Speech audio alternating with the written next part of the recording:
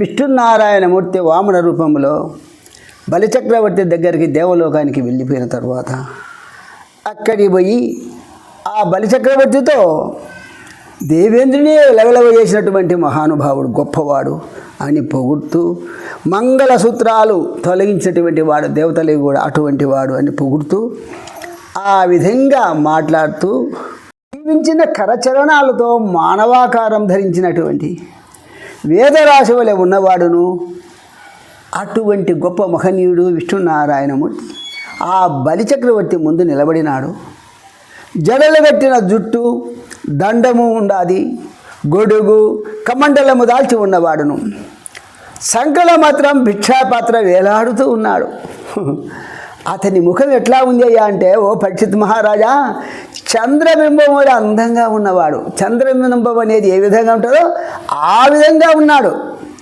అప్పుడప్పుడు కొన్ని చతురోక్తులతో అప్పటికప్పుడు కల్పించుకొని మంచి మంచి మాటలు మాట్లాడుతూ నటించుతూ వామనుడు సూర్యుని కిరణాలతో కప్పబడినందున వెలవెలబోయిన అప్పుడు ఎటువంటి అంటే సూర్యుని కిరణాలు కూడా ఈయన ముందర ఆ వెలుగు కప్పబడిపోలే, అట్టే తగ్గిపోయాయంట. ఇతర గ్రహాల మాదిరిగా ఆ బ్రహ్మచారి ముందు భృగువంశ బ్రాహ్మణులు కూడా, భృగువంశంలో అంటే బ్రాహ్మణులు కూడా అక్కడ యజ్ఞం చేసినటువంటి వాళ్ళందరూ కూడా ఈయన వెలుతురకు, ఈయన కాంతికి మరుగుపడిపోయారయ్యా. చూసేదానికి మరుగుపడిపోయినారు. వారు లేచి నిలబడినారు. ఈయన చూస్తానే వామనుడు క్షేమాన్ని అడిగాడు. అయ్యా బాగున్నావా అన్నారు. తీయని మాటలతో అతన్ని గౌరవించి క్షేమ సమాచారం విచారించారు. ఎక్కడి నుంచి వచ్చినావయ్యా అని ఆదరించినారు. అంత బలి కూడా, ఆ బలి కూడా తన ఆసనం నుంచి దిగి నమస్కరించినాడు. ఎవరికి? ఆ వామనునికి. అతని సింహాసనంపై కూర్చుండబెట్టుకున్నాడు తీసుకొని పోయి.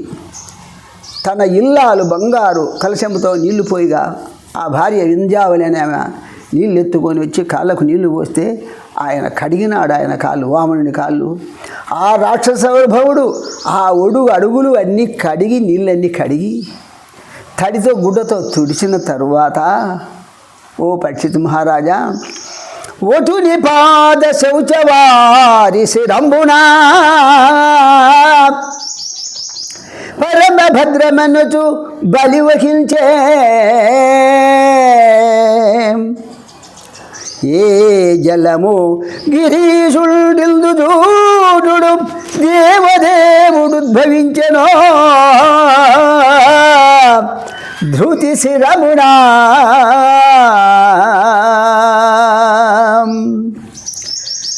జటాజూటములో చంద్రుడు ధరించిన మహాదేవుడైన శివుడు ఎల్లప్పుడూ ఏ నీళ్లను తలపై ధరిస్తాడో అటువంటి వాముని కాళ్ళు కడిగాడు బలిచక్రవర్తి.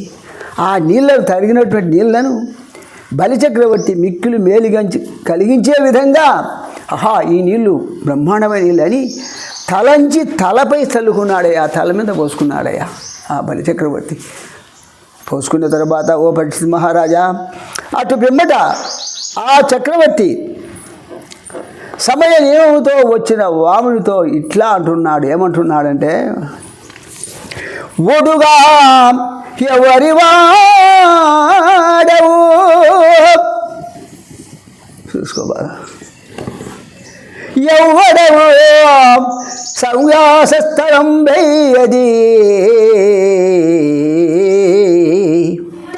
ఈ అడగుల్ని వరుదెంచుటం సఫలమయ్యం వంశము జన్మము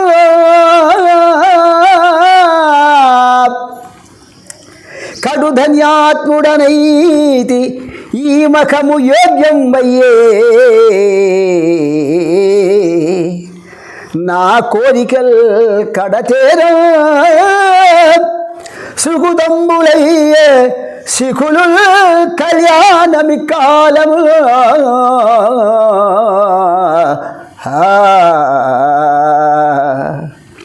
ఓ బ్రహ్మచారి, నీ పేరేమిటి? ఎవడి పిల్లవాడివయ్యా నువ్వు? నీవు నివసించే చోటేది? ఎక్కడ నువ్వు ఉండే స్థలం ఏది? ఇక్కడికి నీవు రావడం వల్ల నా వంశము, నా జన్మము సఫలమైందయ్యా అని పొగుడుతున్నాడు బలిచక్రవర్తి ఆ వామనుని. విష్ణునారాయణమూర్తిగా ఉన్నటువంటి వాడు నేను చాలా పుణ్యాత్ముడైనయా, ఈ యజ్ఞము కూడా పవిత్రమైనది నువ్వు వచ్చిన దానివలన.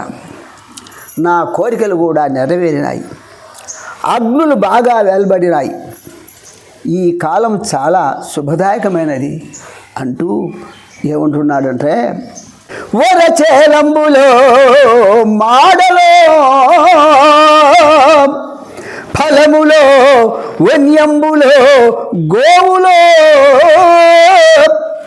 హరులో రత్నములో రథంబులో మృష్టాన్నంబులో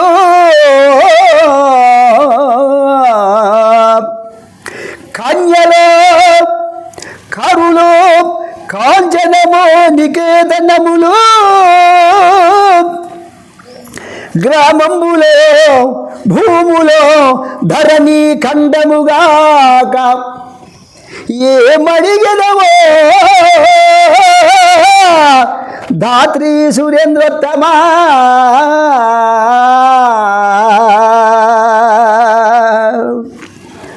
ఓ బ్రాహ్మణోత్తమా, నీకేమి కావాలి? మేలైన వస్త్రాల, లేక రూకల, లేక పండ్ల, అడవి సంపదల, ఆవుల, గుర్రాల, లేక రత్నాల, మంచి మంచి రథాల, మంచి ఆహారాల, కన్యల, ఏనుగుల, బంగారమా, భవనాల, గ్రామాల, పొలాల, భూభాగమా, భూభాగం ఇవి కాకుండా ఇంకేమైనా కావాలా అంటే బ్రాహ్మణులకు ఇచ్చినటువంటి భూమి ఉంది అక్కడ, అది కాకుండా ఏమైనా నీకు కావాలా అని అడిగాడు. అని ఈ విధంగా ధర్మ ప్రకారంగా బలిచక్రవర్తి పలికిన పలుకులకు సంతోషించాడు ఆ విష్ణునారాయణమూర్తి వామనుడు. ఇట్లా అంటున్నాడు, ఏమంటున్నాడంటే, నాకు నెలవని ఏ రీతి పలుకుదు నొక చోట నగయందు నుండనేర్తో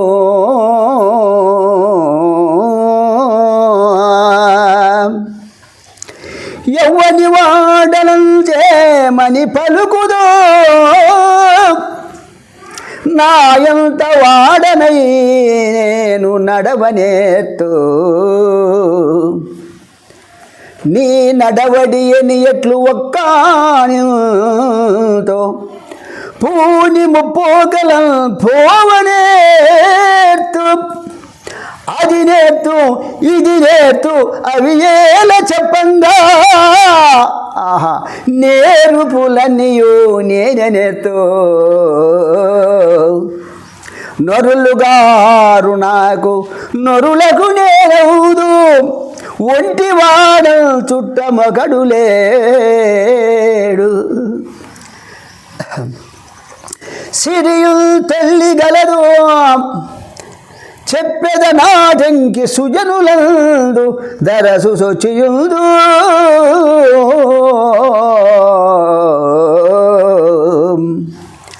ఇది నా చోటు అని ఎట్లా చెప్పేది? ఎక్కడ ఉంటుంది నీకు చెప్పేది? నేను ఒక చోట అనకుండా అన్ని చోట్ల ఉంటాను. ఎవరికి చెందినవాడని నేను ఏం చెప్పగలను? నేను నా అంతవాడనై స్వేచ్ఛగా నడుచుకుంటాను. నా నడవడి అది చెప్పడం ఎట్లా? నా నడవడి విధంగా అనేది చెప్పేది ఎట్లా? పూనికతో 3 పోకడలకు పోగలను, 3 పోకలు పోగలను. అది నేర్చుకున్నాను, ఇది నేర్చుకున్నాను చెప్పడం ఎందుకు? అన్ని విద్యలు నేర్చుకున్నాను.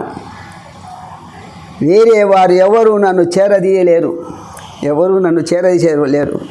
నేనే వారిని చేరదీస్తాను. ఆహా, నేను ఒంటరి వాడిని నాయన ఓ బలిచక్రవర్తి. చుట్టాలు ఎవరు లేరు నాయన నాకు. ఆదిలో నాకు సిరి ఉండేది, లక్ష్మీదేవి ఉండేది. ఎక్కువగా నేను మంచివారితో కలిసి మసులుతుంటాను, మంచివారితో మాట్లాడుతూ వాళ్ళతో ఉంటాను. అదే నా నివాసం, వాళ్ళ దగ్గరనే ఉండేదే నా నివాసం. నాకు ఇల్లు లేదు, ఏమీ లేదు, వాకి లేదు. పోనీలే, దానిని ఆ విధంగా ఉండని. ఇంకొక మాట చెప్తాను వినమన్నాడు.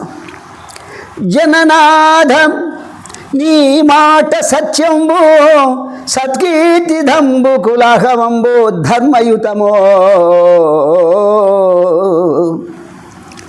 కరుణానువర్తులు ఘనతత్వమూర్తులు గాని మీ కులమందు గలుగరులు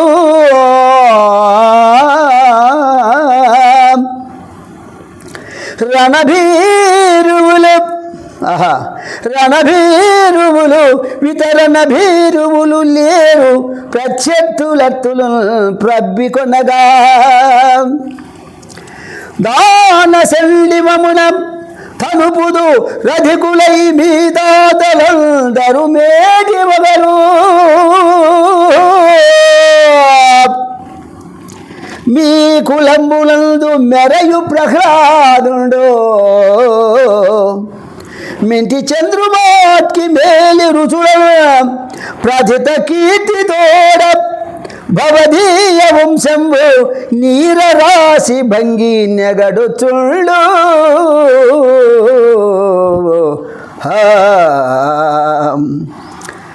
ఓ అసురేంద్ర, ఇప్పుడు నాతో నీవు అన్న మాట యథార్థమే, నువ్వు చెప్పింది యథార్థమే. మంచి కీర్తినిచ్చేది, నీ వంశానికి తగింది, ధర్మముతో కూడింది, మీ కులములో కనికరం గలవారు, ఆత్మబలం గలవారు తప్ప వేరేవారు పుట్టలేరు. మంచివారు, మంచి బలవంతులు, మంచి ఆత్మబలం, మంచి గుణము గలవారు.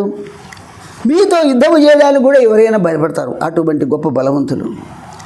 మీరు మళ్ళా దానం ఇవ్వడానికి కూడా భయపడేవారు లేరు. దరిజేరిన ప్రత్యర్థులకు పరాక్రమతోనూ, దేహి అనే అట్టులకు దానముతోనూ, మీ దగ్గరకు వచ్చినటువంటి వారికో ఎవరైనా యుద్ధానికి వచ్చినటువంటి వారితో పరాక్రమంతో యుద్ధమైనా చేస్తారు. దేహి అని వచ్చినటువంటి వారికి దానం ఇచ్చి వాళ్ళని కాపాడతారు, తృప్తి కలిగిస్తారు. మీ తాతలందరూ మేటి వీరులు. మీ వంశంలో ప్రహ్లాదుడు ఆకాశంలో వెలిగే చంద్రుని వలె మేలేల కాంతులతో ప్రకాశిస్తూ ఉన్నాడు. మీ వంశం సమృద్ధమైన కీర్తితో సముద్రములే పెంపారుతుంది.